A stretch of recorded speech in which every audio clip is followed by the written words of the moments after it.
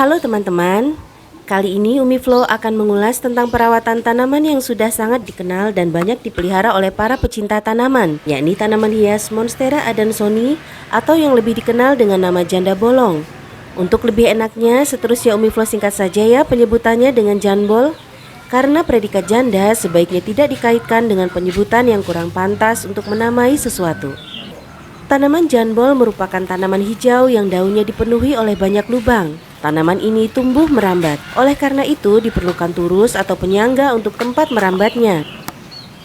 Di dalam merawat tanaman eksotis yang satu ini, ada beberapa hal penting yang harus kita perhatikan, agar tanaman tidak cepat kuning dan layu, bahkan mati. Yang pertama, sinar matahari. Tanaman janbol dapat dipelihara di dalam maupun luar ruangan. Akan tetapi jika diletakkan di luar ruangan, pastikan di atasnya terdapat penutup atau naungan yang mencegahnya dari paparan sinar matahari langsung. Tanaman ini berkembang baik dalam cahaya yang sedang dan cerah. Jika janbol diberi terlalu banyak sinar matahari, daunnya akan menguning. Jadi letakkan ia di tempat yang teduh namun cerah ya. Yang kedua, air. Siram tanaman dengan air yang cukup dan merata, sekitar 2 kali dalam seminggu. Jangan menyiramnya setiap hari. Sebelum disiram, kita cek dulu medianya. Tunggu sampai tanah cukup kering, barulah kita siram kembali. Siramlah dengan volume air secukupnya saja, sampai media tanamnya terasa lembab. Penyiraman yang berlebihan akan membuat akar tanaman janbol cepat membusuk. Untuk diketahui, tanaman janbol sangat menyukai air hujan. Dalam air hujan terkandung serum alami dan berbagai nutrisi yang sangat dibutuhkan.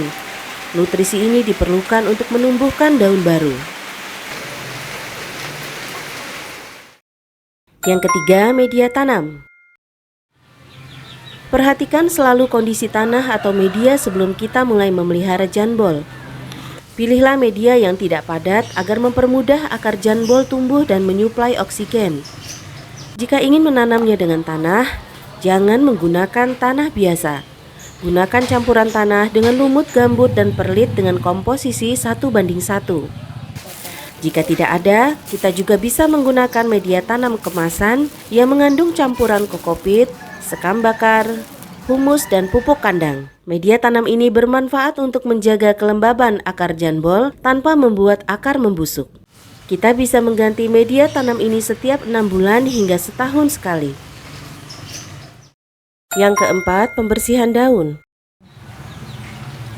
Pembersihan daun merupakan hal yang tidak boleh dilewatkan bagi perawat tanaman jenis dedaunan. Hal ini tidak hanya membuat tanaman terlihat bersih dan cantik, tetapi juga bisa mencegah tertimbunnya kotoran-kotoran maupun hama-hama yang hinggap dan berdiam di daun.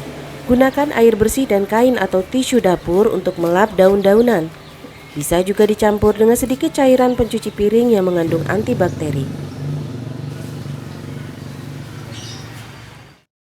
Yang kelima, perbanyakan. Cara perbanyakan tanaman janbol terbilang mudah. Apabila tanaman janbol sudah tumbuh subur dan mulai merambat, kita bisa memotongnya. Pastikan potong janbol di bagian bawah ruas yang sudah memiliki akar angin atau akar yang menggantung di batangnya.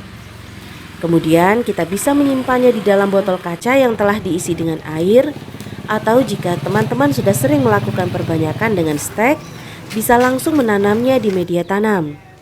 Dan jangan lupa setelah ditanam, letakkan ia di tempat yang teduh dulu ya selama beberapa hari.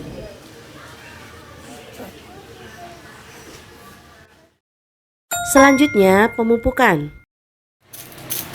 Untuk pemupukan, seperti biasanya jika tanaman daun-daunan, sebaiknya kita menggunakan pupuk daun, yakni pupuk Gandasilde. Pupuk ini kita semprotkan di daun dan batangnya, terutama di bagian belakang daunnya. Beri pupuk daun sekitar 2 minggu 1 kali.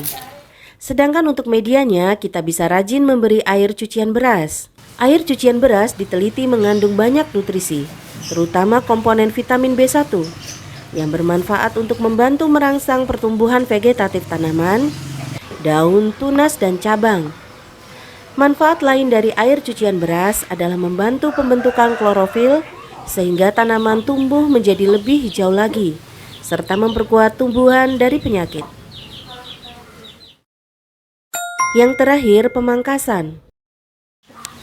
Seperti halnya tanaman-tanaman lainnya, jika ada daun-daun yang sudah rusak atau kuning maupun layu, segeralah untuk memangkasnya, agar nutrisi tanaman bisa digunakan untuk daun-daun yang sehat.